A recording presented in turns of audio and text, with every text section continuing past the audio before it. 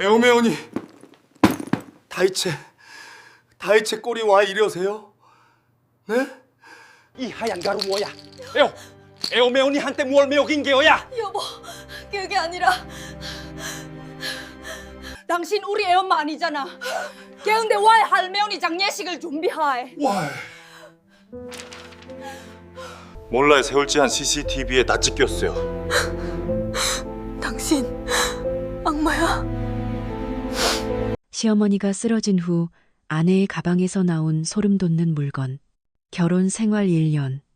시어머니는 알 수 없는 이유로 앙상하게 말라가기 시작했다. 의심스러운 마음에 몰래 설치한 카메라. 그 안에 담긴 아내의 모습에 나는 온몸이 마비되는 것 같았다. 이야기는 지금 시작된다. 이현우는 아파트 현관 도어록을 해제하는 순간 그 자리에 그대로 굳어버렸다. 부산 해운대구 좌동의 오래된 아파트. 거실 낡은 가죽 소파에 앉아 계신 어머니 김순애 여사의 모습이 시야에 들어왔기 때문이었다. 현우는 숨이 멎는 것 같았다. 불과 넉 달 전만 해도 정정하셨던 어머니가 이제는 앙상한 뼈대만 남아 계셨다. 어머니, 현우의 입에서 고통스러운 신음이 흘러나왔다. 어머니는 텔레비전을 응시하고 계셨다. 아니, 정확히는 텔레비전이 그저 켜져 있을 뿐이었다. 어머니는 소파 등받이에 머리를 기댄 채 두 눈을 감고 계셨다. 현우는 센텀시티 사무실에서 가져온 서류 가방을 복도 바닥에 내려놓았다. 발걸음이 쉬이 떨어지지 않았다. 어머니께 다가가는 것이 두려웠다. 가까이 다가갈수록 그 참혹한 현실이 더욱 선명하게 보일 터였다. 하지만 다리는 본능적으로 어머니를 향해 움직였다. 어머니, 저 왔습니다. 어머니가 아주 천천히 눈꺼풀을 들어 올렸다. 아들 현우를 확인하고는 희미하게 미소를 지으셨다. 하지만 그 미소조차 몹시 힘겨워 보였다. 현우야, 왔구나. 목소리 또한 실처럼 가늘어져 있었다.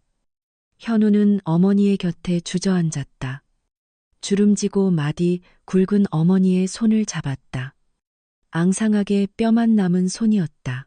현우는 그제야 알아차렸다.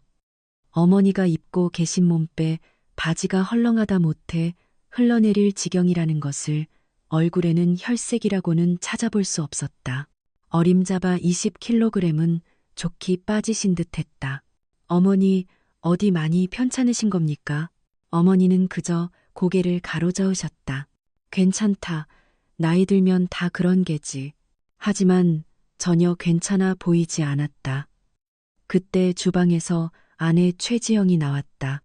1년 전 현우와 재혼한 사이였다. 여보, 왔어요? 생각보다 일찍 왔네요. 지영은 현우를 보며 덤덤하게 말했다. 하지만 현우는 대답할 기력이 없었다. 그의 시선은 오직 어머니에게만 고정되어 있었다. 지영이 현우 곁으로 다가왔다. 시어머니를 물끄러미 내려다보더니 아주 작은 한숨을 내쉬었다. 어머님, 저녁상 차렸어요. 식탁으로 가실게요. 지영이 시어머니의 팔을 부축했다. 어머니는 끙 소리를 내며 힘겹게 몸을 일으켰다. 현우도 황급히 반대쪽 팔을 붙들었다. 부부는 조심스럽게 어머니를 식탁 의자까지 모셨다. 식탁에는 5 식구가 둘러앉았다. 현우와 지영 그리고 어머니. 마지막으로 2 아이들이었다. 이민중과 이서연. 5년 전 암으로 세상을 떠난 현우의 전처 미경이 남긴 아이들이었다. 민준이는 23, 근처 부경대학교 3학년에 재학 중이었다. 집에서 통학하고 있었다. 서연이는 19, 고등학교 3학년 수험생이었다. 할머니, 식사하세요. 민준이가 어머니께 수저를 건넸다. 어머니는 수저를 드는 것조차 버거워하셨다. 손이 사시나무처럼 떨리고 있었다. 지영이 조심스럽게 숟가락을 들었다. 어머님, 제가 도와드릴게요. 한 술이라도 뜨세요. 지영이 숟가락에 밥을 조금 떠서 어머니 입가로 가져갔다. 하지만 어머니는 고개를 저으셨다. 입맛이 없다. 목소리가 너무 작아 거의 들리지 않았다. 지영은 숟가락을 내려놓았다. 난처함인지 무심함인지 모를 표정이었다. 하지만 어머니는 고개를 저으셨다. 입맛이 없다. 목소리가 너무 작아 거의 들리지 않았다. 지영은 숟가락을 내려놓았다. 난처함인지 무심함인지 모를 표정이었다. 식탁에는 무거운 정적이 감돌았다. 민준이와 서연이도 수저를 든 채 밥을 입으로 가져가지 못했다. 그저 걱정 가득한 눈빛으로 할머니만 바라볼 뿐이었다. 현우는 가슴이 돌덩이처럼 무거워졌다. 불과 넉 달 전만 해도 어머니는 건강 그 자체였다. 아니, 석 달 전 지영과 재혼한 지 8개월이 지났을 때까지만 해도 모든 것이 완벽했다. 대체 언제부터였을까? 어머니가 이렇게 쓰러져 가신 것이. 현우는 기억을 헤집었다. 행복했던 1년 전의 시간들이 떠올랐다. 5년 전 전처 미경을 암 투병 끝에 떠나보낸 뒤 현우는 망가진 삶을 살고 있었다. 그 상처가 좀처럼 아물지 않았다. 하지만 어머니가 아들을 다그쳤다. 현우야, 이제 너도 내 인생을 살아야 하지 않겠니? 하늘에 있는 미경이도 그걸 바랄 게다. 결국 현우는 대학 동기 영철의 주선으로 지영을 만났다. 광안리의 한 카페에서 처음 만났던 날이 생생했다. 지영은 온화한 미소를 짓고 있었다. 안녕하세요, 최지영입니다. 이현우입니다. 두 사람은 조심스럽게 대화를 나눴다. 지영은 자신을 부산대학교 병원 중환자실에서 10년 넘게 근무한 간호사라고 소개했다. 저는 어르신 모시는 일 익숙해요. 병원이라면서 많이 배웠거든요. 지영의 그 말에 현우는 큰 안도감을 느꼈다. 어머니를 홀로 모시고 사는 입장이었기에 그녀의 경력은 무엇보다 든든하게 들렸다. 두 번째 만남에 현우는 지영을 좌동집으로 초대했다. 어머니께 정식으로 인사시키기 위해서였다. 어머니는 지영을 보자마자 얼굴이 환해지셨다. 아이고, 참한 사람이 왔네. 어머님, 처음 뵙겠습니다. 지영은 공손하게 허리를 숙여 인사했다. 그래, 반갑다. 어서 앉아라. 어머니와 지영은 금세 가까워졌다. 마치 오래전부터 알던 사이처럼 두 사람은 시간 가는 줄 모르고 이야기를 나눴다. 현우는 주방에서 차를 내오며 두 사람의 다정한 모습을 흐뭇하게 지켜보았다. 민준이와 서연이는 처음엔 조심스러워했다. 아직 엄마를 잃은 슬픔이 가시지 않은 탓이었다. 하지만 할머니가 저렇게 좋아하시니 아이들도 감히 반대할 수 없었다. 지영이 돌아간 뒤 아들 민준이가 현우에게 말했다. 할머니께서 좋으시다면 저희도 괜찮아요. 서연이도 조용히 고개를 끄덕였다. 그렇게 현우와 지영은 결혼했다. 결혼식 날 어머니는 그 누구보다 환하게 웃으셨다. 민준이와 서연이도 진심으로 박수를 쳐주었다. 5 식구의 새로운 출발이었다. 신혼 6개월은 꿈처럼 행복했다. 아침이면 5 식구가 식탁에 둘러앉았다. 지영이 정성껏 차려준 아침 식사를 하며 하루를 열었다. 어머니는 손주들과 제잘거리며 즐거워하셨다. 우리 민준이 학교는 다닐만 하고? 네, 할머니, 이번 학기 장학금 받을 것 같아요. 아이고, 내 새끼 기특하네. 서연이도 할머니께 학교 생활을 종알종알 일러 바쳤다. 어머니는 진심으로 행복해 보였다. 지영 또한 시어머니를 극진히 모셨다. 매일 아침 어머니의 침구를 정리하고 어머니가 좋아하시는 반찬을 따로 만들어 올렸다. 지영아, 고맙다. 정말 고맙다. 아니에요, 어머님. 제가 좋아서 하는 걸요. 현우는 그 모습을 보며 자신의 선택이 옳았다고, 이제야말로 진정한 행복을 찾았다고 믿었다. 하지만 정확히 3달 전부터 모든 것이 어긋나기 시작했다. 어머니가 식사량이 눈에 띄게 줄었다. 처음에는 그저 소화가 잘 안 된다고만 하셨다. 나이 들면 다 그런 게야. 현우도 지영도 대수롭지 않게 여겼다. 하지만 어머니는 급속도로 말라가셨다. 한 달에 5kg씩 체중이 줄었다. 옷이 남아돌기 시작했다. 지영이 먼저 병원 이야기를 꺼냈다.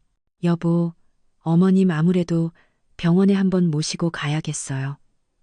그래, 나도 그게 좋겠어. 내일 당장 말씀드려보자. 하지만 어머니의 반대는 완강했다. 괜찮다는데 왜 이리 성하냐. 그냥 기력이 쇠해서 그런 게야.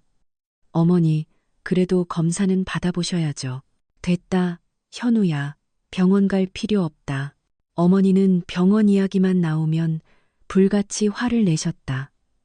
현우는 답답했지만 어쩔 도리가 없었다. 강제로 모시고 갈 수도 없는 노릇이었다. 그 사이 어머니는 눈에 띄게 쇠약해졌다. 그리고 이상하게도 지영 역시 함께 수척해져 갔다. 걱정이 많은 사람처럼 보였다. 밤에 잠을 설치는 듯했다. 아침이면 눈밑이 퀭했다. 여보, 당신도 안색이 안 좋아. 괜찮아? 네? 아, 괜찮아요. 하지만 결코 괜찮아 보이지 않았다. 그리고 오늘이었다. 현우는 현재로 돌아왔다. 식탁의 무거운 침묵은 계속되었다. 서연이가 조심스럽게 입을 열었다. 할머니, 그래도 조금만 드셔보세요. 제가 죽이라도 끓여드릴까요? 어머니는 서연이를 보며 겨우 미소 지었다. 괜찮다. 우리 손녀. 할미는 괜찮아. 목소리에는 한 줌의 기력도 남아있지 않았다. 식사 아닌 식사가 끝났다. 어머니는 결국 한 숟가락도 뜨지 못했다. 지영이 어머니를 방까지 부축해 모셨다. 현우도 뒤따라 들어갔다. 어머니를 침대에 조심스럽게 눕혀드렸다. 푹 주무십시오, 어머니. 그래, 고맙다. 어머니는 지치신 듯 눈을 감았다. 현우와 지영은 조용히 방문을 닫고 나왔다. 복도에 섰을 때였다. 아빠? 민준이었다. 아들 민준이가 현우의 방문 앞에서 서성이고 있었다. 민준아, 왜 그러니? 잠깐 저랑 얘기 좀 하실 수 있어요? 현우는 고개를 끄덕였다. 부자는 현우의 방으로 들어갔다. 민준이가 방문을 닫았다. 그리고 망설이다 입을 열었다. 아빠, 할머니, 정말 많이 안 좋으신 것 같죠? 그래, 아빠도 그게 제일 걱정이다.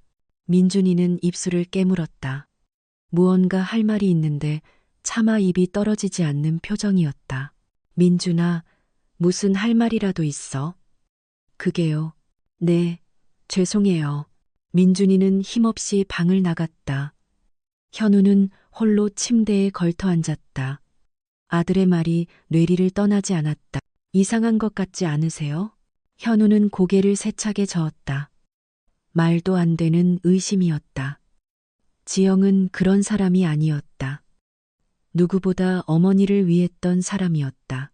하지만 마음 한구석 불길한 씨앗이 싹트는 것을 막을 수 없었다. 그날 밤 화장실에 가려고 방을 나섰다. 복도를 지나는데 어머니의 방문 틈새로 불빛이 새어나오고 있었다. 현우는 걸음을 멈췄다. 어머니 방문이 살짝 열려 있었다. 무심코 안을 들여다보았다. 지영이 어머니 방에서 막 나오고 있었다. 그녀의 손에는 무언가 들려 있었다. 현우는 숨을 죽였다. 지영은 주위를 한번 휘둘러 보았다. 그리고 자신의 핸드백을 열었다. 손에 든 것을 가방 깊숙이 집어넣었다. 현금 봉투였다. 두툼한 노란색 서류 봉투. 현우의 눈이 커졌다. 지영은 황급히 가방 지퍼를 올렸다. 그리고 주방 쪽으로 돌아서려다 복도에 서 있는 현우와 눈이 마주쳤다. 아, 지영은 사색이 되었다. 여보, 언제 나오셨어요? 현우는 애써 침착하게 말했다. 방금 화장실 가려고. 아, 그러세요. 지영은 어색하게 웃어 보였다. 그리고는 서둘러 안방으로 쏙 들어가 버렸다. 현우는 그 자리에 못 박힌 듯 서 있었다. 방금. 뭘 본 거지? 현금 봉투. 그것도 어머니 방에서. 현우는 조심스럽게 어머니 방문을 열었다. 안을 들여다보았다. 어머니는 곤히 주무시고 계셨다. 하지만 방 안에서는 낯선 약 냄새가 코를 찔렀다. 소독약과 비슷한 싸한 병원 냄새였다. 현우는 문을 닫았다. 화장실을 다녀오는 길에도 복도에 우두커니 서 있었다. 머릿속이 터질 것 같았다. 아들 민준이의 목소리가 다시 귓가에 울렸다. 새어머니, 좀 이상한 것 같지 않으세요? 아니야, 오해일 거야. 현우는 중얼거렸다. 하지만 한 번 피어오른 의심은 걷잡을 수 없이 타올랐다. 그날 밤 현우는 한숨도 자지 못했다. 사흘이 지났다. 현우는 여전히 그날 밤의 충격에서 벗어나지 못했다. 지영이 어머니 방에서 현금 봉투를 들고 나와 가방에 숨기던 그 모습. 물어봐야 하나? 아니면 모른 척해야 하나? 현우는 갈등했다. 하지만 부부 사이의 신뢰가 깨질까 두려워 차마 입을 열지 못했다. 토요일 오전이었다. 현우는 어머니 방을 청소하고 있었다. 어머니는 지영의 부축을 받으며 거실에서 볕을 쬐고 계셨다. 현우는 어머니의 옷장을 정리했다. 헐렁해진 네이들을 보며 가슴이 미어졌다. 그때 서랍장 깊숙한 곳에서 통장 하나가 눈에 띄었다. 어머니의 통장이었다. 한동안 잊고 지냈던 통장이었다. 혹시나 하는 마음에 현우는 스마트폰을 꺼냈다. 은행 앱을 실행했다. 몇 년 전 어머니가 혹시 모를 일에 대비해 현우의 명의로도 조회가 가능하도록 연동해둔 계좌였다. 화면의 거래 내역을 확인하던 현우는 손가락을 멈췄다. 2주 전 300만 원 현금 출금. 현우는 눈을 비볐다. 잘못 본 것이 아니었다. 분명히 300만 원이 인출되어 있었다. 출금 지점도 확인했다. 집 근처 좌동의 한 은행 지점이었다. 현우의 등줄기에 식은땀이 흘렀다. 300만 원. 대체 왜 어머니가 쓰신 걸까? 아니면 현우는 고개를 저었다. 끔찍한 상상은 하고 싶지 않았다. 하지만 며칠 전 밤에 본 그 두툼한 현금 봉투가 머릿속을 떠나지 않았다. 현우는 통장을 제자리에 도로 넣었다. 무거운 마음으로 방을 나왔다. 저녁 식사 시간. 5 식구가 식탁에 모였다. 어머니는 오늘도 거의 수저를 들지 못했다. 한 숟가락을 겨우 넘기시고는 이내 수저를 내려놓으셨다. 배가 부르구나. 지영이 어머니를 방으로 모셨다. 현우는 지영이 거실로 돌아오기만을 기다렸다. 지영이 거실로 나와 소파에 앉았다. 깊은 한숨을 내쉬는 듯했다. 현우도 그 옆에 앉았다. 조심스럽게 운을 뗐다. 여보. 네? 혹시 어머니 통장에서 돈 나간 거 알아요? 지영의 어깨가 순간 움찔했다. 현우는 그 미세한 반응을 놓치지 않았다. 아, 네. 지영이 작은 목소리로 시인했다. 뭐 때문에 나간 거예요? 현우가 물었다. 지영은 현우의 시선을 피했다. 어머님, 필요하신 게 좀 있으셔서요? 300만 원이나 필요한 게 뭔데요? 현우의 목소리가 저도 모르게 조금 높아졌다. 지영은 아래 십수를 깨물었다. 그건 나중에 말씀드릴게요. 나중에라니? 지금 말해줘요. 지금은 곤란해요. 지영은 더 이상 대답하지 않았다. 자리에서 일어나 그대로 안방으로 들어가 버렸다. 현우는 거실에 홀로 남겨졌다. 숨이 턱턱 막혔다. 왜 말을 못하는 걸까? 300만 원. 그 돈의 행방을 말할 수 없는 이유가 대체 뭘까? 며칠이 또 흘렀다. 화요일 아침이었다. 지영은 장을 보러 간다며 집을 나섰다. 아파트 엘리베이터를 탔다. 문이 닫히려는 찰나 누군가 손을 쑥 내밀었다. 아이고, 잠깐만요. 옆집에 사는 나 여사였다. 60대 중반쯤 되어 보이는 참견하기 좋아하는 노인이었다. 뒤이어 다른 주민 2명도 함께 탔다. 지영은 안쪽으로 비켜섰다. 엘리베이터가 아래로 내려가기 시작했다. 나 여사가 보란 듯이 다른 주민과 대화를 시작했다. 요즘 3층 할매 김순애 여사 보셨슈? 아, 그 이씨 어머님요? 뵀죠. 어휴, 요새 아주 뼈만 남았던데. 쯧쯧. 지영은 몸이 굳는 것을 느꼈다. 그러게 말이에요. 저번 주에 복도에서 마주쳤는데 사람이 어떻게 저렇게 마르나 싶더라고요. 불과 넉 달 전만 해도 저렇게 정정하셨는데 말이야. 나 여사가 목소리를 한 톤 낮췄다. 아무래도 그 새댁이 들어오고 나서부터. 에이, 설마요. 그래도 며느리인데. 글쎄 올시다. 요즘 세상이 하도 흉흉해야지. 재혼 가정에서 그런 일 비일비재하다잖우. 지영은 숨이 막혔다. 엘리베이터가 2층에 멈췄다. 지영은 황급히 열림 버튼을 누르고 내렸다. 원래는 1층까지 가야 했지만 단일 초도 더 견딜 수가 없었다. 어머, 안 가요? 나 여사의 목소리가 등 뒤에서 들렸지만 지영은 돌아보지 않고 비상계단으로 향했다. 계단참에 주저앉아 벽에 머리를 기댔다. 눈물이 핑 돌았다. 억울했다. 아무것도 모르면서 어머님을 위해 자신이 얼마나 애쓰고 있는데. 하지만 그들에게 진실을 말할 수는 없었다. 지영은 눈물을 훔쳤다. 비틀거리며 계단을 내려가 좌동시장으로 향했다. 그날 저녁이었다.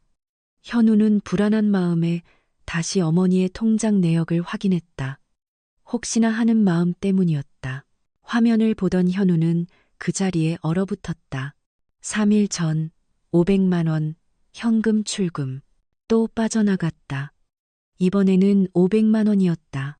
현우는 스마트폰을 쥔 손이 부들부들 떨리는 것을 느꼈다. 300만 원, 그리고 500만 원. 총 800만 원이 사라진 것이었다. 이게 대체 무슨 일이야? 현우는 곧장 거실로 나갔다. 지영이 주방에서 설거지를 하고 있었다. 여보, 지영이 돌아보았다. 왜요? 현우는 스마트폰을 그녀의 눈앞에 내밀었다.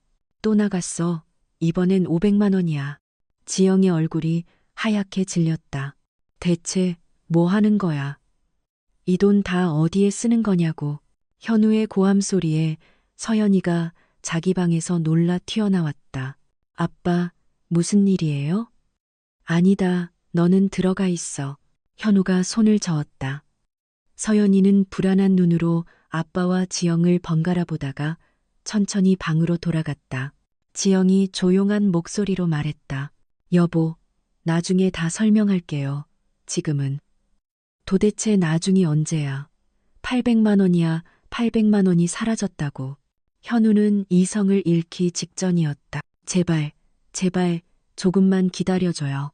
지영의 눈에 눈물이 가득 고였다. 현우는 그렁그렁한 눈물을 보자 더 이상 말을 잇지 못했다. 그저 깊은 한숨만 내쉴 뿐이었다. 그날 밤 현우는 침대에 누워 천장만 노려보았다.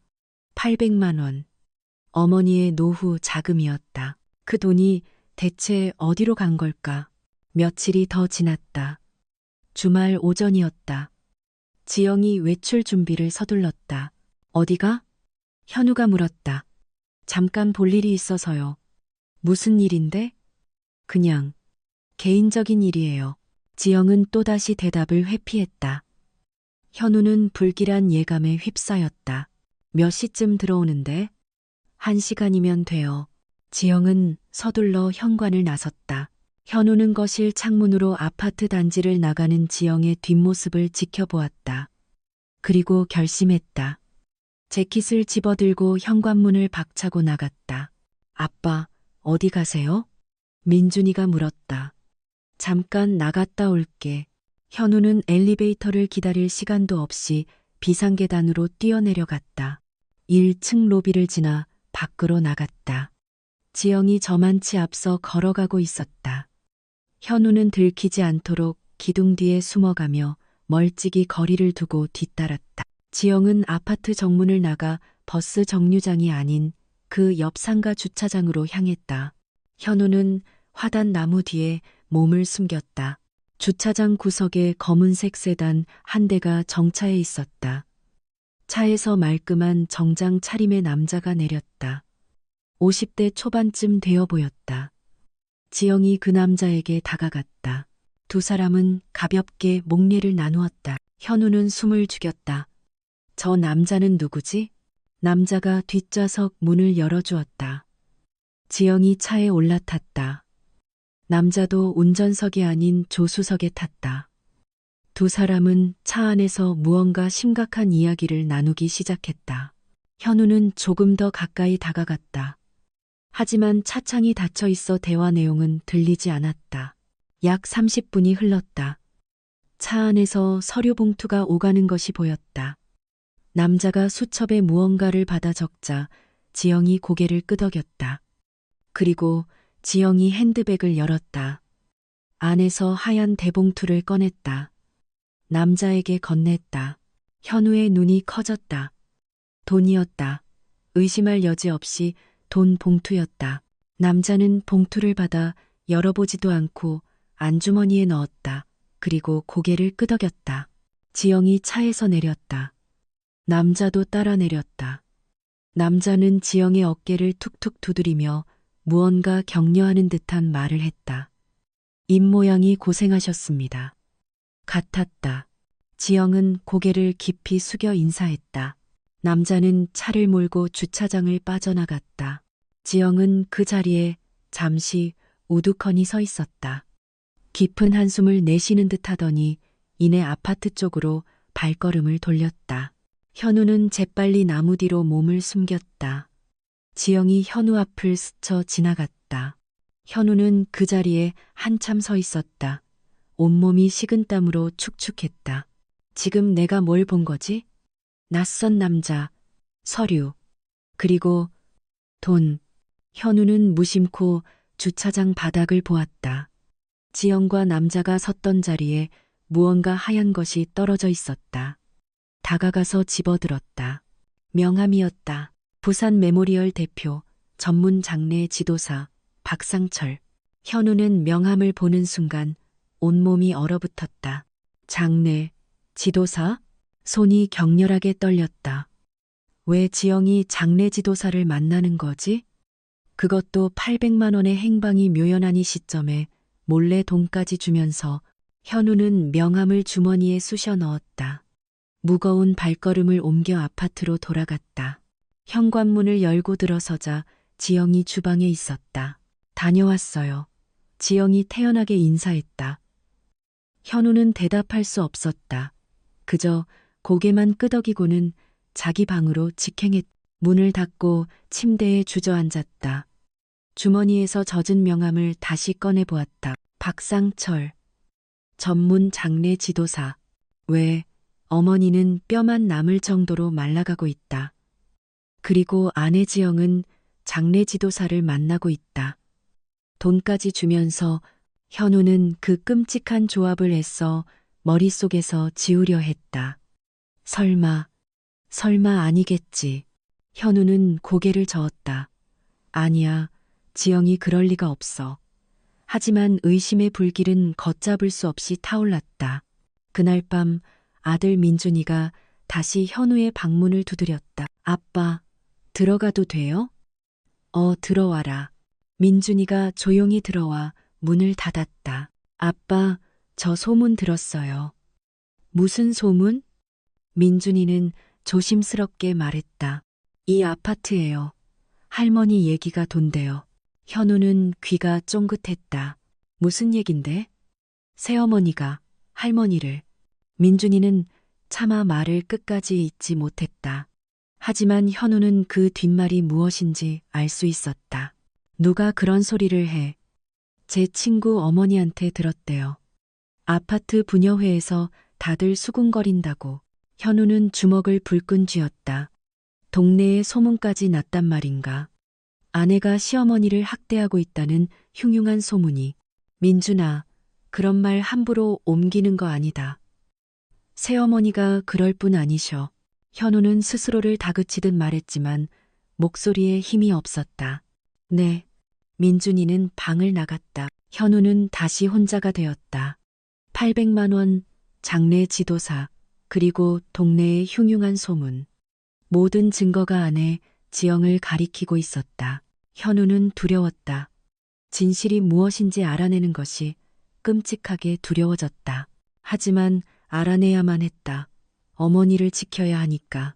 진짜 충격은 그날 밤에 찾아왔다. 밤 11시였다. 현우는 거실 소파에 앉아 멍하니 텔레비전만 바라보고 있었다. 머릿속은 장례 지도사와 800만 원, 그리고 동네의 흉흉한 소문으로 뒤엉켜 있었다. 안방 욕실에서 물소리가 들려왔다. 지영이 샤워를 하고 있었다. 현우의 시선이 소파 옆에 놓인 지영의 핸드백으로 향했다. 망설였다. 이러면 안 된다. 아내의 가방을 함부로 뒤지는 것은. 하지만 이성을 마비시킨 의심은 이미 현우의 손을 움직이게 했다. 현우는 주위를 살폈다. 민준이와 서연이는 각자의 방에 있었다. 어머니도 주무시고 계셨다. 그는 마른 침을 삼키며 핸드백의 지퍼를 열었다. 안을 더듬었다. 화장품 파우치, 지갑, 휴대폰 충전기, 그리고 손끝에 뭔가 딱딱한 원통형 물체가 잡혔다. 꺼내 보았다. 도장이었다. 붉은색 인주가 묻어있는 어머니 김순애 여사의 인감도장이었다. 현우는 숨이 멎었다.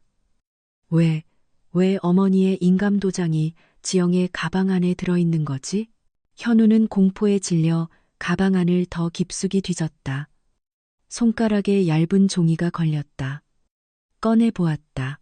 부산 메모리얼 대표 전문 장례 지도사 박상철. 낮에 주차장에서 주었던 그 명함과 똑같은 것이었다. 현우는 온몸에 피가 차갑게 식는 것을 느꼈다. 장례 지도사, 어머니의 인감도장, 그리고 사라진 800만 원. 이 모든 조각들이 하나의 끔찍한 그림을 완성하고 있었다. 쏴. 욕실의 물소리가 멎었다. 현우는 심장이 터질 듯 뛰어 황급히 도장과 명함을 가방 안에 도로 쑤셔 넣었다. 지퍼를 닫고 원래 자리에 놓았다. 간신히 소파로 돌아와 앉았을 때 안방 문이 열리고 지영이 젖은 머리를 수건으로 닦으며 나왔다. 아직 안 주무셨어요? 그냥 좀 이따 자려고. 현우는 애써 태연한 척 대답했다. 지영은 고개를 갸웃거리더니 안방으로 다시 들어갔다. 현우는 그 자리에 얼어붙은 채 앉아 있었다. 인감도장. 그건 재산을 처분할 때 쓰는 것이었다. 설마 어머니의 재산을.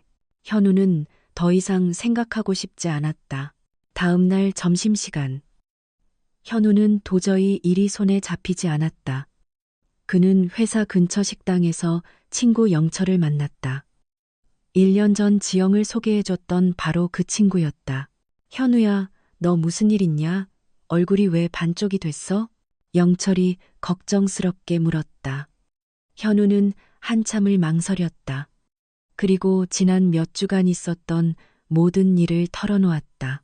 급격히 쇠약해진 어머니, 사라진 800만 원, 장례 지도사와의 미래, 그리고 어젯밤 발견한 어머니의 인감도장까지. 이야기를 듣는 내내 영철의 표정은 심각하게 굳어졌다. 현우야. 설마 지영 씨가 그럴 사람은 아닐 텐데. 영철도 말을 잇지 못했다. 현우는 영철 역시 자신과 같은 생각을 하고 있음을 알았다. 영철이 조심스럽게 입을 열었다. 너희 아파트에 사는 내 처제한테 이상한 소문 들었다는 게 사실이었구나. 뭐? 너도 들었어? 네 아내가 시어머니 구박한다는 소문. 현우는 주먹을 불끈 쥐었다. 영철이 단호하게 말했다. 현우야, 이건 그냥 넘길 일이 아니다. 확실하게 확인해봐야 해. 어떻게? 집안에 CCTV 같은 거라도 설치해보는 건 어때? 현우는 화들짝 놀랐다. CCTV라고? 그래, 아무도 모르게 설치해서 진실이 뭔지 내 눈으로 직접 확인해야지. 어머님을 위해서라도. 영철의 말은 옳았다. 더 이상 망설일 시간이 없었다. 현우는 무겁게 고개를 끄덕였다. 그날 밤이었다. 현우는 아들 민준을 자기 방으로 불렀다. 아빠? 민준아, 앉아라. 너한테만 할 얘기가 있다. 민준이가 방문을 닫고 침대 맡에 앉았다. 현우는 낮에 영철과 나눈 대화와 자신의 결심을 털어놓았다. CCTV, 말이에요? 민준이의 눈이 커졌다. 그래, 도저히 안 되겠다. 아빠도 이런 생각까지 하는 게 괴롭지만 할머니를 지켜야지. 민준이는 잠시 침묵하더니 무언가 결심한 듯 입을 열었다. 아빠, 사실 저도 이상한 거 봤어요. 뭘? 지난주에 학교 일찍 마치고 집에 왔는데 새어머니가 부엌에서 뭘 하고 계셨어요. 현우는 귀를 기울였다. 약을 다른 통에 옮겨 담고 계셨어요. 약? 네, 분명 병원에서 받아온 것 같은 약병이었는데 그걸 아무것도 안 쓰인 하얀 플라스틱 통으로. 현우는 숨이 막혔다. 그리고 며칠 전에는 낯선 아주머니가 집에 왔었어요. 낯선 아주머니? 네, 한 30대 후반쯤 돼 보이는 여자였는데 새어머니랑 같이 할머니 방에 들어갔다가 한 30분 뒤에 나왔어요. 현우는 이마를 짚었다. 자신이 모르는 일들이 집안에서 너무 많이 벌어지고 있었다. 민준아. 네, 아빠. 현우는 깊은 숨을 내쉬었다. 아빠가 오늘 밤에 초소형 카메라 3대 주문할 거다. 민준이는 잠시 망설이더니 단호하게 말했다. 제가 도와드릴게요. 민준아. 할머니 지켜야죠. 저도 불안해요. 현우는 훌쩍 커버린 아들을 바라보았다. 그래, 고맙다. 새어머니 외출하시면 그때 설치하자. 네, 아빠. 부자는 나란히 앉아 스마트폰으로 은밀하게 설치할 수 있는 카메라를 검색했다. 이틀이 지났다. 목요일 오후 택배가 도착했다. 현우는 회사에 반차를 냈다고 둘러댔다. 택배를 받기 위해서였다. 집에 도착하니 지영이 있었다. 어머, 여보, 일찍 왔네요? 오늘 일이 좀 빨리 끝나서. 현우는 택배 상자를 들고 곧장 자기 방으로 들어갔다. 상자를 열었다. 성인 손가락만 한 크기의 초소형 카메라 3대가 들어있었다. 현우는 상자를 옷장 깊숙이 숨겼다. 금요일 저녁이 되었다. 지영이 외출 준비를 했다. 좌동시장 좀 다녀올게요. 반찬거리가 다 떨어져서. 다녀와요. 현우는 애써 아무렇지 않은 척 대답했다. 철컥 현관문이 닫히는 소리가 나자마자 현우는 민준의 방을 두드렸다. 민준아, 지금이야. 민준이가 뛰쳐나왔다. 부자는 서둘러 작업을 시작했다. 첫 번째 카메라는 거실 책장 속 앨범 뒤에 숨겼다. 거실 소파와 현관 쪽이 한눈에 보이는 위치였다. 두 번째 카메라는 복도 벽에 걸린 가족사진 액자 뒤편에 교묘하게 설치했다. 어머니의 방문 앞이 정면으로 보이는 곳이었다. 세 번째 카메라는 부엌에 걸린 낡은 괴종시계 안에 넣었다. 30분 만에 모든 설치가 끝났다. 현우는 자신의 스마트폰으로 카메라 앱을 실행했다. 잘 나온다. 3개의 화면이 선명하게 분할되어 나타났다. 저도 연결됐어요, 아빠. 민준이도 자신의 휴대폰을 확인했다. 부자는 긴장된 눈빛을 교환했다. 민준아, 이 일은 아무에게도. 알아요. 서연이한테도 비밀로 할게요. 그때 현관 도어록이 해제되는 소리가 들렸다. 지영이 돌아온 것이었다. 다녀왔어요. 현우와 민주는 황급히 각자의 방으로 흩어졌다. 현우는 방문을 닫고 침대에 앉았다. 심장이 미친 듯이 뛰고 있었다. 이제 진실을 알게 될 것이다. 그날 밤 현우는 잠든 척하며 이불 속에서 스마트폰 화면만 노려보고 있었다. CCTV 화면이었다. 거실은 불이 꺼져 있었다. 복도도 조용했다. 새벽 2시, 그때였다. 복도 카메라의 움직임이 포착됐다. 안방 문이 아주 조용히 열렸다. 지영이었다. 지영은 살금살금 고양이처럼 걸어 어머니의 방문 앞에 섰다. 손잡이를 돌렸다. 문이 열리고 지영이 안으로 사라졌다. 현우는 숨을 죽였다. 스마트폰의 볼륨을 최대로 키웠다. 방 안은 어두웠다. 희미한 스탠드 불빛만 새어나왔다. 그리고 소리가 들렸다. 아, 아파. 어머니의 고통스러운 신음소리였다. 현우는 당장이라도 뛰쳐나가고 싶었다. 어머님, 조금만 참으세요. 지영의 속삭이는 목소리도 들렸다. 무언가 바스락거리는 소리, 물 흐르는 소리 같은 것이 들렸다. 어머니의 신음은 계속됐다. 지영은 대체 안에서 무슨 짓을 하고 있는 걸까? 25분이 지옥처럼 흘러갔다. 새벽 2시 25분, 지영이 방에서 나왔다. 복도 카메라에 그녀의 지친 얼굴이 잡혔다. 그녀는 욕실로 들어가 손을 씻었다. 그리고 한숨을 내쉬더니 다시 안방으로 들어갔다. 현우는 그 영상을 즉시 저장했다. 다음 날 아침 민준이가 현우의 방으로 왔다. 붉게 충혈된 눈이었다. 아빠, 어젯밤 영상 봤어요. 아빠, 이제 신고해야 하는 거 아니에요? 할머니가. 현우는 고뇌했다. 증거는 차고 넘쳤다. 하지만 무언가 조금만 더 지켜보자. 하지만 아빠, 할머니가 위험하실 수도 있잖아요. 알아, 아빠도 알아.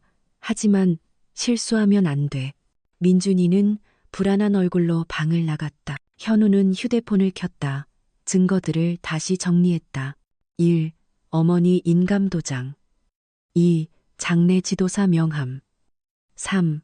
새벽 2시 어머니 방 출입 및 신음소리. 그리고 며칠이 더 흘렀다. 화요일 오후였다. 현우는 회사에서 회의 중이었지만 온 신경은 스마트폰에 쏠려 있었다. 진동이 울렸다. 움직임 감지 알림이었다. 회의가 끝나자마자 영상을 확인했다. 오후 2시 5분 현관에서 누군가 들어오고 있었다. 민준이가 말했던 그 낯선 여자였다. 30대 후반으로 보이는 단정한 유니폼 차림의 여자였다. 큰 가방을 메고 있었다. 지영이 현관에서 여자를 맞았다. 둘은 익숙한 듯 인사를 나누고 곧장 어머니의 방으로 들어갔다. 40분이 지났다. 여자가 방에서 나왔다. 지영이 현관까지 배웅했다. 여자는 현우의 집을 나섰다. 현우는 영상을 확대했다. 여자의 유니폼 상의에 작은 글씨가 보였다. 윤은주, 전문 간호사. 하지만 왜 몰래, 왜 현우에게 한마디 말도 없었을까? 그리고 결정적인 증거는 바로 다음 날인 수요일 오전에 포착됐다. 현우는 사무실에서 CCTV를 확인하고 있었다. 부엌 카메라에 움직임이 잡혔다. 지영이 부엌에 서 있었다. 냉장고를 열어 작은 약병 하나를 꺼냈다. 갈색의 병원 처방약 병처럼 보였다. 지영은 거실과 복도를 한번 휙 둘러보았다. 아무도 없는 것을 확인했다. 그리고 찬장에서 민준이가 말했던 그 하얀색 플라스틱 통을 꺼냈다. 지영은 병원 약병의 뚜껑을 열었다. 안에 든 수십 개의 알약들을 플라스틱 통으로 쏟아부었다. 다 옮기고 난 뒤 그녀는 병원 약병에 붙어있던 라벨을 손톱으로 긁어 떼어내기 시작했다. 라벨을 완전히 떼어낸 뒤 그것을 손바닥 안에서 갈갈이 찢었다. 그리고 비닐봉지에 약병과 찢어진 라벨 조각을 넣어 쓰레기통 깊숙이 버렸다. 증거인멸. 완벽한 증거인멸이었다. 현우는 등줄기에 식은땀이 흘렀다. 대체 왜 약을 옮겨 담고 라벨까지 훼손하는 거지? 현우는 그 영상을 캡처했다. 아들 민준에게 전송했다. 이것도 봐라. 곧바로 답장이 왔다. 아빠, 이건... 현우는 답했다. 조금만 더 결정적인 순간을 기다리자. 하지만 현우는 초조했다. 어머니는 괜찮으실까? 지금 이 순간에도 현우는 주먹을 불끈 쥐었다. 이제 더 이상 기다릴 수 없었다. 모든 증거는 모였다. 결정적인 순간은 바로 다음 날 저녁에 찾아왔다. 목요일 저녁이었다. 현우는 일찍 퇴근했다. 어머니를 뵙고 싶었다. 집에 도착했을 때 딸 서연이가 복도에서 서성이고 있었다. 아이의 손에는 서류 뭉치 하나가 들려 있었다. 서연아, 그게 뭐니? 서연이는 아빠의 목소리에 화들짝 놀랐다. 아, 아빠, 언제 오셨어요? 방금. 그 손에 든 게 뭐냐고. 서연이는 금방이라도 울음을 터뜨릴 듯한 얼굴로 아빠를 바라보았다. 저 새어머니 방에서.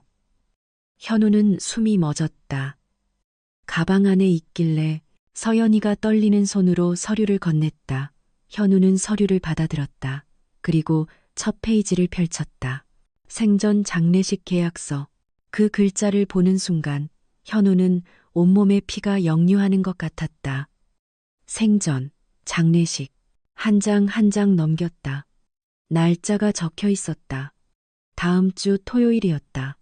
장소, 시간, 상세 비용 내역까지 모두 적혀 있었다. 총 계약 금액 800만 원. 현우의 손이 격렬하게 떨렸다. 아빠, 서연이의 목소리가 들렸다.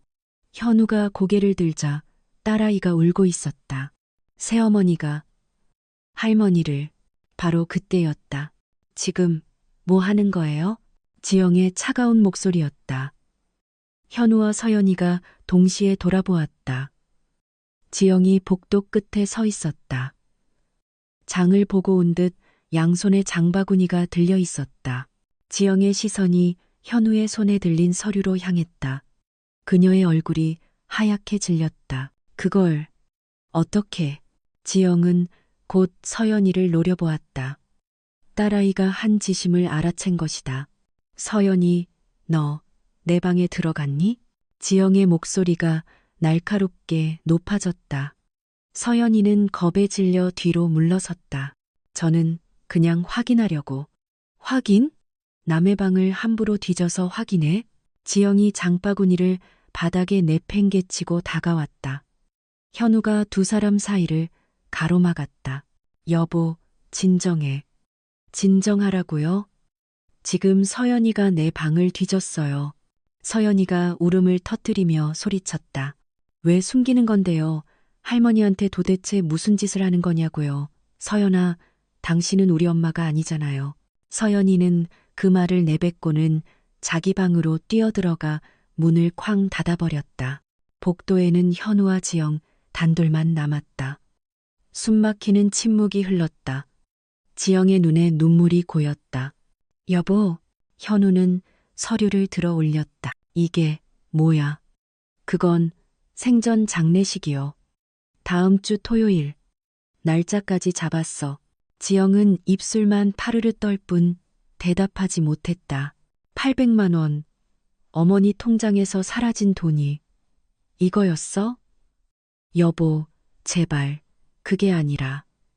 대체 무슨 짓을 꾸미고 있는 거야? 현우의 목소리가 온 아파트에 울려 퍼졌다. 그때 민준이가 놀라 방에서 뛰쳐나왔다. 아빠, 무슨 일이에요? 넌 들어가 있어. 하지만 들어가라고. 현우가 소리쳤다. 민준이는 겁에 질린 얼굴로 다시 방으로 들어갔다. 현우는 지영을 노려보았다. 당신 대체 정체가 뭐야? 지영은 주저앉아 울고 있었다. 여보, 오해예요. 전부. 오해? 이게 오해라고. 현우는 계약서를 그녀의 얼굴 앞에 흔들었다. 장례 지도사 만나고 어머니 인감도장 훔치고 정체불명 간호사 끌어들이고 약까지 바꿔치기 했잖아. 지영의 얼굴이 창백해지다 못해 파랗게 질렸다. 그걸 어떻게? 침묵이 흘렀다. 지영의 눈이 공포로 커졌다. 설마. 현우는 차갑게 웃으며 스마트폰을 꺼냈다. 그래, CCTV 다 찍혀 있어. 지영의 몸이 휘청거렸다. 집안에 카메라 달았어. 일주일 전에. 현우는 냉정하게 말했다. 당신이 무슨 짓을 했는지 이 안에 전부 다 녹화되어 있다고. 지영은 더 이상 서 있지도 못하고 복도 바닥에 주저앉았다. 현우는 그런 아내를 경멸하듯 내려다보고는 스마트폰을 귀에 가져갔다. 이제 경찰서에 신고할 거야. 현우가 112 번호를 누르기 시작했다. 그때였다. 그만해라. 작고 갈라진 목소리가 복도를 울렸다. 현우가 얼어붙었다. 어머니의 목소리였다. 현우가 고개를 돌렸다. 어머니 김순애 여사가 방문틀을 붙잡고 위태롭게 서 계셨다. 어머니, 현우가 황급히 달려갔다. 지영도 놀라 비틀거리며 일어섰다. 민준이와 서연이도 방에서 뛰쳐나왔다. 5 식구가 모두 복도에 모였다. 어머니는 몹시 고통스러운 듯 가쁜 숨을 몰아쉬었다. 현우야, 어머니, 어서 들어가세요. 무리하시면. 다들 거실로. 가자. 어머니의 목소리는 약했지만 단호했다. 현우와 지영이 어머니를 양쪽에서 부축했다. 거실 소파에 간신히 어머니를 앉혔다. 5 식구가 거실에 둘러앉았다. 그 누구도 먼저 입을 열지 못했다. 어머니가 입을 여셨다. 현우야, 내가 다 말아마. 현우는 어머니를 바라보았다. 어머니의 눈에 눈물이 가득 고여 있었다. 어머니, 더는 숨길 수가 없구나. 어머니는 깊은 숨을 들이마셨다. 민준이와 서연이도 할머니의 얼굴만 뚫어지게 보고 있었다. 지영은 고개를 숙인 채 어깨만 들썩이고 있었다. 어머니가 떨리는 목소리로 말했다. 현우야, 나 차마 말이 나오지 않는 듯 어머니는 입술만 달싹였다. 어머니, 천천히 말씀하세요. 어머니는 눈물을 흘리며 마침내 그 끔찍한 진실을 털어놓았다. 나 암이다, 현우야. 현우는 그 자리에 얼어붙었다. 예, 췌장암 말기란다. 민준이가 소파에서 벌떡 일어섰다. 할머니, 그게 무슨... 민준이도 말을 잇지 못했다. 서연이는 이미 2 손으로 입을 가린 채 오열하고 있었다. 현우는 어머니의 앙상한 손을 붙잡았다. 언제 아셨습니까? 어머니는 깊은 숨을 내쉬었다. 넉 달 됐다. 넉 달이요? 현우는 충격에 휩싸였다. 왜 저한테 말씀을 안 하셨어요? 어머니는 고개를 저었다. 너 힘들게 하고 싶지 않아서. 어머니가 현우의 손을 힘겹게 잡았다. 지영이가 병원에 데려가줘서 알았다. 그때부터 지영이가 다 해준 게야. 현우는 고개를 돌려 지영을 바라보았다. 지영은 차마 고개를 들지 못하고 있었다. 그럼 여보는 알고 있었어? 지영이 천천히 고개를 들었다. 눈물로 범벅이 된 얼굴이었다. 네, 죄송해요. 왜 나한테 말 안 했어? 현우가 절규하듯 소리쳤다. 어머님이 간곡히 부탁하셨어요. 지영이 울며 대답했다. 현우 씨 힘들게 하지 말라고. 절대로. 현우야, 내 말 들어라. 어머니가 현우의 팔을 잡았다. 네가 5년 전에 미경이 간병하느라 얼마나 고생했는지 내가 안다. 현우는 5년 전 전처 미경의 마지막 인연을 떠올렸다. 지옥 같은 시간이었다. 회사도 휴직하고 병원에서 살다시피 했다. 미경이 떠난 뒤 현우는 반년 넘게 폐인처럼 지냈다. 어머니는 그 모든 과정을 묵묵히 지켜보셨다. 널 또 그렇게 힘들게 할 순 없었다. 어머니의 눈에서 눈물이 흘러내렸다. 어머니, 현우는 어머니를 끌어안고 울었다. 그래서 혼자 감당하려고. 다. 현우가 울먹이며 물었다. 병원에서는 뭐라고 합니까? 침묵이 흘렀다. 어머니가 천천히 말했다. 길어야 6개월에서 1년 남았다고. 현우의 세상이 무너졌다. 넉 달 전 진단이었으니 이제 남은 시간은. 민준이가 할머니 앞에 무릎을 꿇었다. 할머니, 할머니. 준석이는 말없이 눈물만 뚝뚝 흘렸다. 서연이도 다가와 할머니 곁에 주저앉았다. 현우가 간신히 정신을 차리고 물었다. 치료는 받으신 겁니까? 어머니는 고개를 저었다. 췌장암 말기는 치료가 어렵단다. 항암 치료해봤자 몸만 더 축난다고. 그래서 지영이가 재택 호스피스를 알아봐 준 게야. 어머니가 지영을 바라보았다. 현우도 지영을 바라보았다. 재택 호스피스. 지영이 고개를 끄덕였다. 네, 주 2회 윤은주 간호사님이 방문하세요. 현우는 CCTV에 찍혔던 그 낯선 간호사를 떠올렸다. 그분이 어머님 통증 관리랑 영양 상태 점검해 주시는 분이에요. 현우는 머리를 감싸 쥐었다. 그랬구나. 그게 그거였구나. 그럼 약은요? 약은 왜 다른 통에? 현우가 물었다. 호스피스 병동에서 쓰는 약들은 라벨에 표가 나요. 지영의 목소리가 작아졌다. 호스피스, 말기, 마약성 진통제 같은 단어들이 쓰여 있어서 어머님이 그거 보시면 더 절망하실까봐. 그래서 현우는 모든 것을 이해했다. 그럼 새벽에 할머니가 아프다고 소리 지르신 건? 민준이가 물었다. 지영이 눈물을 훔쳤다. 어머님이 밤마다 통증이 심하세요. 뼈로 전이가 돼서. 어머니가 대신 말했다. 지영이가 밤마다 와서 내 등을 쓸어주고 주물러주고 진통제 챙겨주고 땀 닦아주고 이 애가 넉 달을 그렇게 했어. 어머니의 목소리가 떨렸다. 현우 넌 잠이라도 재워야 한다고. 저 혼자. 현우는 지영을 바라보았다. 고개를 숙인 아내의 어깨가 가늘게 떨리고 있었다. 여보, 현우가 불렀다. 지영이 고개를 들었다. 미안해요. 정말 미안해. 현우의 목소리가 떨렸다. 난 당신을 의심하고. 지영은 고개를 저었다. 아니에요. 이해해요. CCTV까지 달게 만들었으니. 여보. 현우는 지영의 손을 잡았다. 어머님 걱정돼서 그런 거잖아요. 당연해요. 현우는 지영을 끌어안았다. 미안해. 정말 미안해. 여보. 부부는 서로를 부둥켜 안고 한참을 울었다. 그때 민준이가 조심스럽게 입을 열었다. 그런데 할머니. 그럼 800만 원은요? 그건 뭐예요? 그리고 장례 지도사는? 현우도 그게 궁금했다. 어머니와 지영이 눈빛을 교환했다. 어머니가 한숨을 쉬셨다. 그건 내 마지막 소원이다. 소원이요? 어머니는 민준이와 서연이를 바라보았다.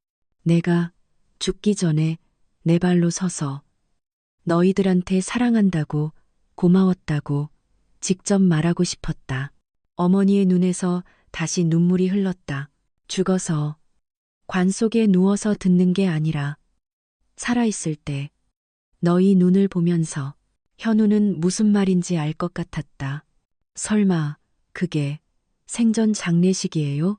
어머니가 고개를 끄덕이셨다. 그래, 다음 주 토요일 지영이한테 내가 부탁했다. 너희들 몰래 준비해달라고. 지영이 말했다. 800만 원은 그 비용이에요. 어머니 통장에서 300만 원, 500만 원 2번, 그리고 제 돈 200만 원 보태서 총 1000만 원으로 계약했어요. 식장 대관료, 음식, 꽃, 전부 다요. 현우는 아무 말도 할 수 없었다. 모든 오해가 풀렸다. 아내는 어머니를 해치려던 것이 아니었다. 그 누구보다 어머니를 위해 모든 것을 감내하고 있었던 것이다. 현우는 자신이 너무나도 부끄러웠다. 여보, 정말 미안해. 현우는 다시 사과했다. 지영은 그제야 희미하게 미소 지었다. 괜찮아요. 여보도 어머님 사랑하니까. 그때 민준이가 자리에서 일어났다. 그리고 지영의 앞으로 다가왔다. 새어머니. 지영이 민준을 바라보았다. 민준이는 그 자리에 무릎을 꿇었다. 죄송합니다. 정말 의심해서 죄송합니다. 지영이 화들짝 놀라 민준을 일으켜 세웠다. 민준아, 왜 이래? 일어나. 괜찮아. 아니에요. 정말. 민준이는 울고 있었다. 할머니 걱정돼서 그런 거잖아. 나라도 그랬을 거야. 지영이 민준의 어깨를 다독였다. 서연이도 조심스럽게 다가왔다. 저기요. 작은 목소리였다. 지영이 서연을 바라보았다. 저도 미안해요. 서연이가 말했다. 방 뒤지고 소리 지르고 엄마 아니라고 그렇게 모진 말해서. 서연이는 펑펑 울었다. 지영은 그런 서연이를 말없이 안아주었다. 괜찮아, 서연아. 다 이해해. 너희 엄마 얼마나 그립겠어. 서연이는 지영의 품에 안겨 한참을 울었다. 어머니가 그 모습을 보며 미소 지으셨다. 이제 다 풀렸구나. 속이 다 후련하다. 현우는 어머니를 바라보았다. 어머니, 생전 장례식 정말 하실 겁니까? 어머니는 단호하게 고개를 끄덕이셨다. 그래, 내 마지막 부탁이다. 그날 너희들한테 하고 싶은 말 다 하고 갈란다. 민준이가 눈물을 훔치며 말했다. 할머니, 저희도 같이 준비할게요. 그래, 고맙다, 우리 강아지들. 어머니가 웃으셨다. 5 식구가 함께 앉아 있었다. 무겁지만 이제는 따뜻한 침묵이었다. 현우는 지영의 손을 놓지 않고 꽉 잡았다. 여보, 정말 고마워요. 아니에요. 그날 밤 현우는 잠든 어머니를 확인하고 거실로 나왔다. 지영이 소파에 앉아 있었다. 여보. 네, 둘은 나란히 앉았다. 사실 할 말이 있어요. 지영이 입을 열었다. 제 엄마도 췌장암으로 돌아가셨어요. 현우는 놀랐다. 제가 26살 때 간호사 막 시작했을 때였죠. 지영의 눈에 눈물이 고였다. 엄마 간병하면서 일했어요. 2년 동안. 하지만 전 아무것도 못했어요. 간호사면서 엄마 하나 못 살렸죠. 지영은 울고 있었다. 그게 한으로 남았어요. 평생. 그런데 어머님을 만났어요.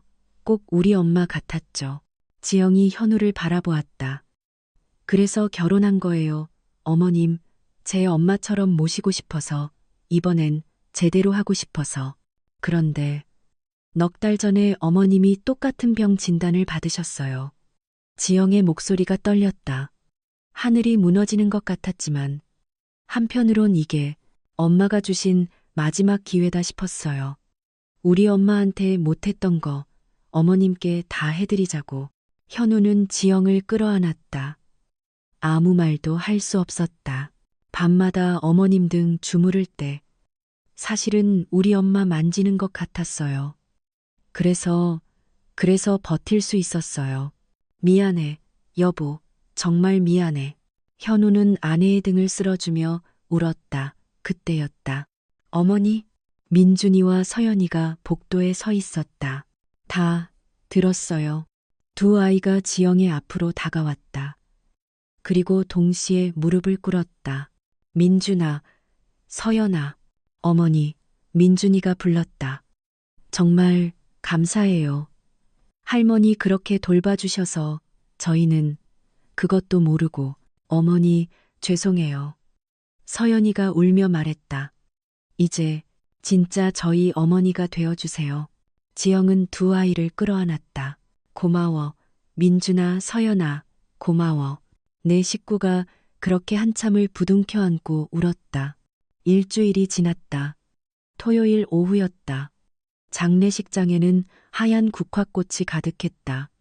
현수막에는 이렇게 쓰여 있었다. 김순애님, 사랑합니다. 고맙습니다. 어머니는 곱게 한복을 차려입고 단상 중앙에 앉아 계셨다. 많이 쇠약해졌지만 그 어느 때보다 평온해 보였다. 친척들과 친구들 50여 명이 자리를 가득 메웠다. 어머니가 마이크를 잡았다. 오늘 이렇게 와주셔서 정말 고맙습니다. 어머니는 아들 현우를 바라보았다. 내 아들 현우야, 50평생. 엄마 속 한 번 안 썩이고 고맙다. 엄마 아들로 태어나줘서. 현우는 무릎을 꿇고 울었다. 그리고 내 딸 지영아. 어머니가 지영의 손을 잡았다. 너는 하늘이 내게 보내준 천사다. 내 진짜 딸이야. 고맙다. 정말 고맙다. 지영도 어머니의 손을 잡고 울었다. 내 손주, 민준아. 민준이가 앞으로 나갔다. 할미한테 편지 읽어줄래? 민준이가 떨리는 손으로 편지를 꺼냈다. 할머니께 엄마가 돌아가시고 세상이 무너진 것 같았을 때 할머니가 제 손을 잡아주셨습니다. 할머니는 저의 또 다른 엄마였습니다. 할머니, 사랑해요. 평생 잊지 않을게요. 민준이는 더 이상 읽지 못하고 할머니를 끌어안았다. 마지막으로 우리 막내 서연이. 서연이가 앞으로 나왔다. 할미한테 노래 불러줄래? 서연이가 눈물을 닦고 마이크를 잡았다. 반주가 흘러나왔다. 사랑했어요. 그대를 사랑했어요. 김광석의 사랑했어요였다. 서연이의 맑은 목소리가 식장에 울려 퍼졌다. 나의 지나간 시간 속에 그대가 있어 행복했어요. 노래가 끝나자 식장은 눈물바다가 되었다. 어머니는 서연이를 끌어안아 주었다. 고맙다. 내 새끼들. 사랑한다.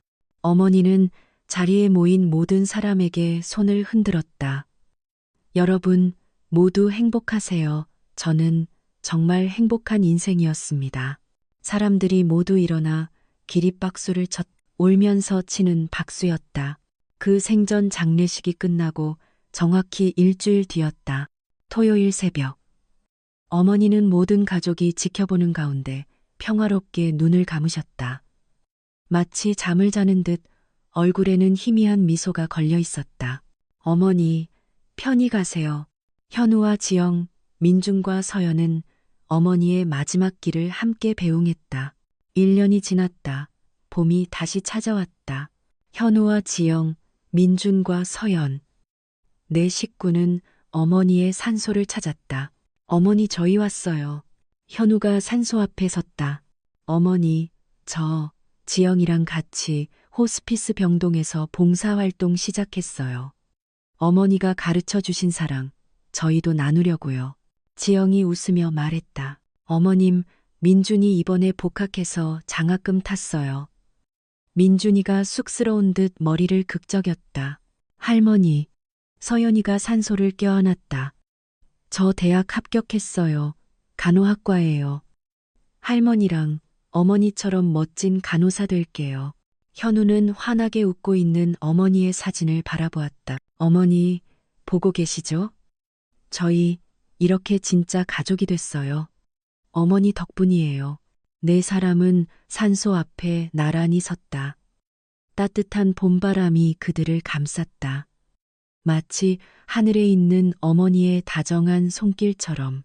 오늘 이야기는 참 가슴 아픈 오해로 시작되었습니다. 때로는 눈앞에 보이는 것이 진실의 전부가 아닐 때가 많습니다. 어머니를 향한 아들의 걱정, 그리고 그 걱정조차 덜어주기 위해 모든 오해를 감수했던 아내. 최지영님은 피가 섞이지 않았지만 그 누구보다 깊은 사랑으로 진정한 가족의 의미를 우리에게 보여주었습니다. 오늘 사연을 끝까지 함께해 주신 시청자 여러분께 진심으로 감사드립니다. 여러분은 이 가족의 이야기를 어떻게 보셨나요? 혹시 여러분 주변에도 말 못할 사정으로 오해를 받고 있거나 헌신적인 사랑으로 묵묵히 가족을 지켜낸 분이 계시다면 댓글로 여러분의 소중한 이야기를 공유해 주세요. 여러분의 구독과 좋아요는 저희가 다음 이야기를 만드는데 정말 큰 힘이 됩니다. 저는 다음에도 더 따뜻하고 의미 있는 이야기로 찾아뵙겠습니다. 감사합니다.